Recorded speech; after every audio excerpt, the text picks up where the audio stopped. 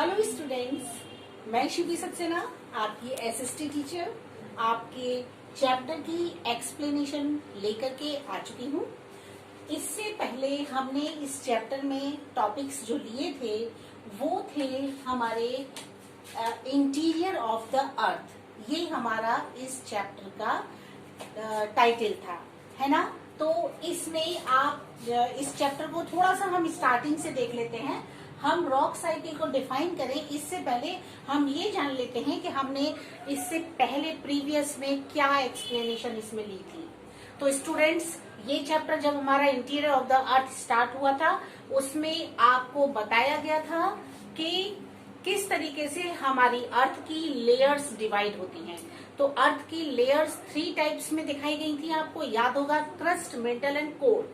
Clear है?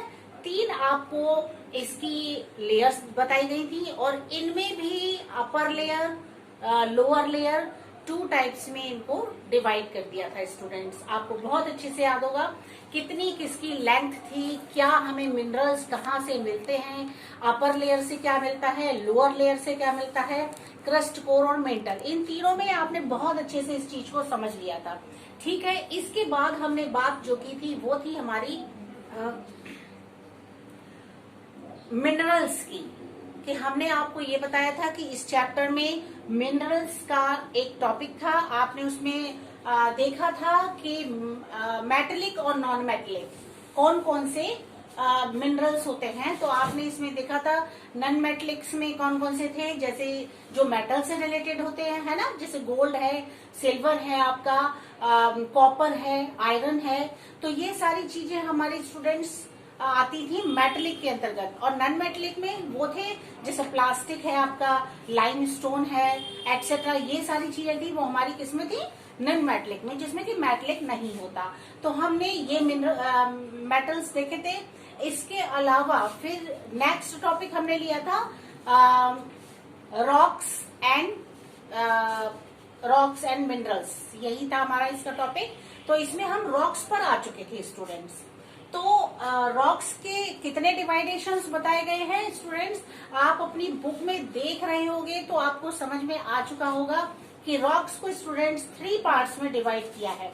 3 parts कौन कौन से हैं वो आप अगर इस रॉक साइकिल के डायग्राम को देखोगे, समझोगे, मेरे साथ जुड़े रहोगे तो आपको बहुत इजीली समझ में आ जाएगा। आपको रॉक साइकिल के एक भी रॉक को अलग से पढ़ना नहीं पड़ेगा। देखिए, रॉक साइकिल क्या है, जिस तरीके से आपने इससे पहले वाले चैप्टर में वाटर साइकिल पढ़ा था ना, कि वाटर हमारा स्टार्टिंग होती है, हीट होता है, फिर वो वाटर बन के क्लाउड्स बन के उड़ जाता है। क्लाउड्स बनने के बाद में फिर वो फॉर्मेशन जो होता है दोबारा से जब हीटनेस होती है तो वो रेन के रूप में बारिश बन के हमारी अर्थ के ऊपर गिर जाता है। तो ये साइकिल था, इसमें बहुत सारे बीच में फॉर्मेशंस आए थे जो आपने देखे थे। कंडेंसेशन था आपका, इसमें डिफोरेस्टेशन था। तो इस तरीके से बहुत सारी चीजें थी जो आप देख रहे थे हमारे वाटर साइकिल में। सेम ऐसा ही स्टूडेंट्स इसमें भी है। इसमें क्या है, रॉक साइकिल में देखिए, जब हमारे अर्थ के अंदर मेल्टिंग शुरू हो जाती है, मींस बहुत ज्यादा हीटनेस आ जाती है, तो उस हीटनेस से मेल्टिंग शुरू हो जाती है हमारे अर्थ के अंदर। मेल्टिंग होने से क्या होता है, जब वोल्केनो आता है और उससे फिर मैग्मा निकल के बाहर आता है। ये मैग्मा जो होता है इसी से सारा कार्यक्रम चलता है, इसी से हमारी रॉक्स बनती हैं स्टूडेंट्स। मैग्मा जब बाहर आता है फिर ये बहुत गर्म होता है, क्योंकि इसका टेम्परेचर इतना ज्यादा होता है, उसी की वजह से ये मेल्ट होने लगता है। जब मेल्ट होता है तो गर्म बहुत ज्यादा होता है। गर्म होने के बाद आफ्टर सम टाइम वो ठंडा होने लगता है, कूल डाउन होने लगता है।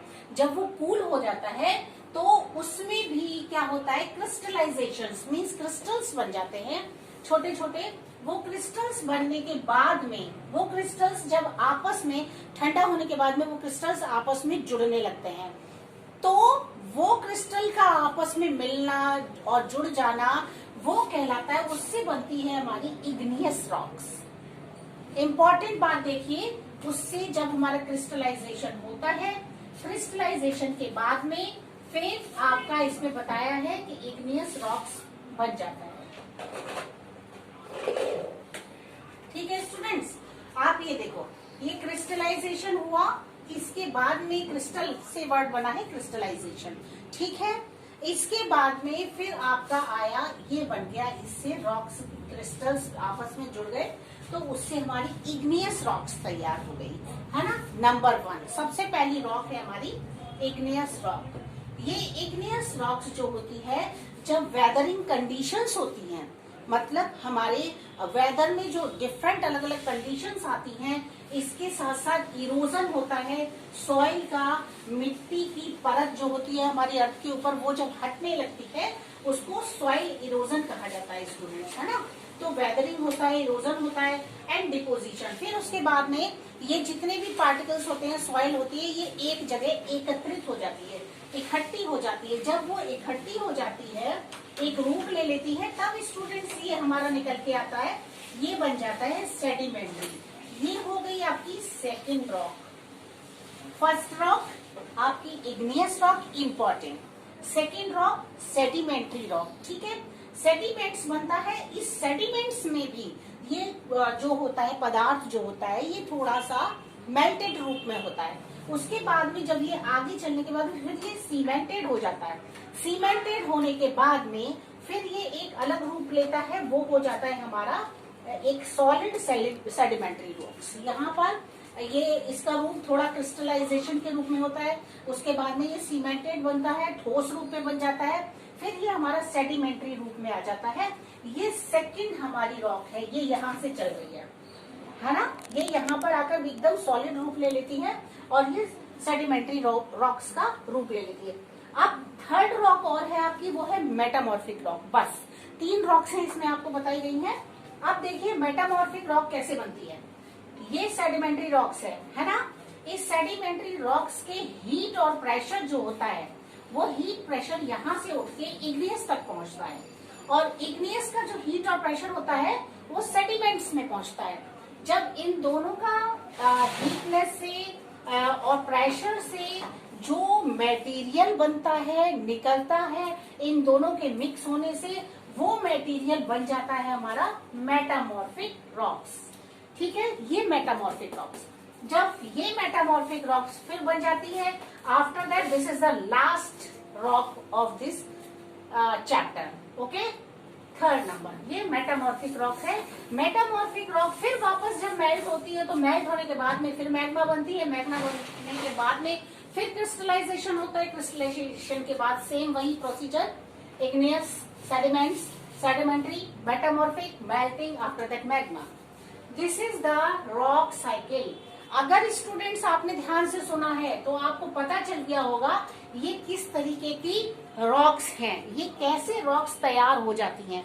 तो बेटा ये हमारा एटमॉस्फेयर है, स्टार्टिंग से हजारों करोड़ों सालों से इसी तरह से ये सारी चीजें चली आ रही हैं। बहुत ही इम्पोर्टेंट, बहुत ही अच्छा चैप्टर आपका ये है, जिसमें आपको रॉक साइकिल के रूप में आपको मैंने इसमें ये बताया कि रॉक्स किस तरीके से हमारे लिए काम करती हैं, क्या इंपॉर्टेंस होती है इनकी। अच्छा, हर रॉक का अपना अपना एक वैल्यू होती है। जो इग्नियस रॉक्स होती है बेटा, ये क्रिस्टलाइजेशन के रूप में जब ये मैग्मा ठंडा होता है तब ये एक रूप ले लेती है। इससे भी जो अगर ये ना हो तो हमारे बहुत सारी चीजें जो हम नहीं बना सकते वो नहीं हो पाएगा। इसके बाद सेडिमेंट्री रॉक्स होती हैं, इसकी भी अलग एक वैल्यू होती है। इसके बाद आपके मेटामॉर्फिक जो रॉक्स होते हैं, इसकी एक अलग इम्पोर्टेंस होती है। तो ये सारा जो आपका रॉक साइकिल है, पूरा रॉक्स का आपको इसमें डेफिनेशन मिल चुका है। चलिए स्टूडेंट्स, थोड़ा सा मैं आपको बुक से रिलेटेड भी नॉलेज देना चाहती हूँ। आपकी जो बुक है उसमें इग्नियस रॉक्स के बारे में थोड़ा आपको बता दें। जो इग्नियस वर्ड है, इसका मेन जो मीनिंग होता है वो होता है फायर, आग की तरह दिखने वाली, ठीक है। इसको प्राइमरी रॉक्स भी कहा जाता है स्टूडेंट, ठीक है, इग्नियस रॉक्स को। इसके अलावा जो प्राइमरी रॉक्स होती है वो हमारी अर्थ के सरफेस से अवेलेबल होती है। इसके अलावा एक्सक्लूटिव रॉक्स भी होते हैं। इसी का जो सेकंड पार्ट है वो एक्सक्लूटिव रॉक्स कहलाता है। They have a fine grain structure. उनका स्ट्रक्चर कैसा होता है? बिल्कुल फाइन होता है, एकदम क्लियर होता है। डेक्कन प्लेट्यू जो है स्टूडेंट्स, वो आपका जो बेसेल्टिक जो आपका रॉक्स है उसके द्वारा ही बना है, जो आपकी इससे रिलेटेड है। ठीक है, इसके अलावा आप देखो एक इंस्ट्रूटिव रॉक्स होता है, इसी का सेकंड पार्ट है आपका इग्नियस रॉक्स का, वो भी प्राइमरी रॉक्स के अंतर्गत आता है। और जब आपका मैग्मा ठंडा होता है उसके बाद वो भी इसको 2 पार्ट्स में डिवाइड करके उसे भी दिखाया गया है। और सेडिमेंट्री रॉक्स जो होते हैं स्टूडेंट्स, जो आपके यहाँ है, ये मैंने आपको बताया था, ये हमारी अर्थ के अंदर से इसमें केमिकल निकलता है। वो केमिकल भी हमारे लिए बहुत ज्यादा जरूरत पड़ती है उसकी, सीमेंटेड होता है और बिल्डिंग्स वगैरह बनाने में इस रॉक्स की भी आवश्यकता पड़ती है। फिर उसके बाद जो मेटामॉर्फिक रॉक्स होता है स्टूडेंट्स, जो आपका ये है ना, इसके बाद जो आपका मेटामॉर्फिक रॉक्स होता है स्टूडेंट्स, ये भी क्या करता है, ये मेटा का मतलब होता है बेटा चेंज, है ना, मॉर्फिक का मतलब होता है फॉर्म, वो फॉर्मेशन जो कि चेंज होकर के अपना एक नया रूप ले लेती है, वो आपका इसमें दिखाया गया है। तो इस तरीके से मेटामॉर्फिक जो रॉक होती है वो भी हमारे लिए बहुत इंपॉर्टेंट होती है, इसके द्वारा बहुत से चेंजेस आते हैं। अच्छा, इससे हमें जो मटेरियल मिलता है, जो पदार्थ मिलता है, वो उसमें क्ले होता है, स्लेट होता है, लाइमस्टोन होता है, मार्बल होता है, कोल होता है, डायमंड होता है। इस तरह से बहुत सारी चीजें हमें मेटामॉर्फिक रॉक्स के द्वारा अवेलेबल होती हैं। तो अच्छा, कुछ यूजेस भी दिखाए जा रहे हैं आपकी बुक में कि कौन कौन से यूजेस होते हैं रॉक्स के और मिनरल्स के, जो मेटलिक और नॉन मेटलिक आपको बताए थे। तो बेटा, the minerals in the soil provide nutrients that plants need. जो मिनरल्स होते हैं वो प्रोवाइड कराता है हमको न्यूट्रिएंट्स, जो किसके लिए आवश्यक होते हैं, प्लांट्स के लिए। इसके साथ साथ hard and large blocks of rocks are used for construction work. जो बहुत ज्यादा ब्लॉक्स बड़े होते हैं ना रॉक्स के, वो हमारे किस काम आते हैं, अगर कंस्ट्रक्शन का वर्क होता है तो उसमें वो बड़े बड़े रॉक्स के पार्टिकल होते हैं, वो काम आते हैं। रॉक्स क्या करता है, rocks with adequate minerals content are used in industry. इसके साथ साथ जो रॉक्स होते हैं वो हमारे लिए बहुत ज्यादा बेनिफिशियल होते हैं, ये इंडस्ट्रीज बनाने के काम आते हैं। मिनरल्स जो होते हैं इसमें प्रेशियस मेटल और आपके जेम्स स्टोन्स होते हैं, जो कि ज्यादातर ज्वेलरीज बनाना, ऑर्नामेंट्स बनाने के काम में आते हैं। तो इस तरीके से इसमें बेटा आपका ये चैप्टर फिनिश हो चुका है, और इसमें रॉक्स और मिनरल्स के बारे में भी कौन कौन से यूजेस हो सकते हैं वो आपको इसमें समझाया गया है। तो ये चैप्टर आपके लिए क्लियर हो चुका है। मैंने एक एक चीज इसमें आपको समझा दी है, स्टार्टिंग से लेकर के एंड तक। अब आपको क्या करना है, इसमें से ढेर सारे क्वेश्चंस निकालने हैं, शॉर्ट क्वेश्चंस, हार्ड वर्ड्स निकालने हैं। आप निकाल सकते हो बहुत सारे, जैसे what is water cycle, sorry rock cycle, what is the meaning of rock cycle, ठीक है। मैग्मा क्या है, what is magma, what is igneous rocks, what is the definition of sedimentary rocks, what is the definition of metamorphic rocks, what is the formation of this metamorphic rocks। आप बहुत सारा melting, what is melting, heat and pressure, erosion, what is erosion, what is deposition, what is weathering, so many questions you can find out in this water cycle or in this chapter। So students, this is your moral duty that you will find many questions from this chapter, okay। This is your homework and आप बहुत अच्छे से positivity के साथ रहिए students. कोई भी अपने मन में निगेटिविटी नहीं लानी है। हम आपसे चाहे मिल सके या न मिल सके, हम लोग लेकिन ये ऑनलाइन के जरिए एक दूसरे को बहुत अच्छे से अपना मैसेज दे सकते हैं, अपनी पढ़ाई समझा सकते हैं। आपको जो कहना है वो आप मुझसे कह सकते हैं, मुझे जो समझाना है वो मैं आपसे कह सकती हूँ। ये बहुत अच्छा जरिया है इस टाइम पर हमें एक दूसरे से कनेक्ट होने के लिए। तो पूरा बेनिफिट उठाइए, अच्छे से पढ़ाई कीजिए, जो समझ में ना आए तुरंत पूछिए, ठीक है। और अपना ध्यान रखिए, अपने परिवार का ध्यान रखिए, एक पॉजिटिविटी के साथ अपने परिवार में एक नई उमंग के साथ अपने परिवार को एक अच्छा वातावरण दीजिए। Okay students, bye bye.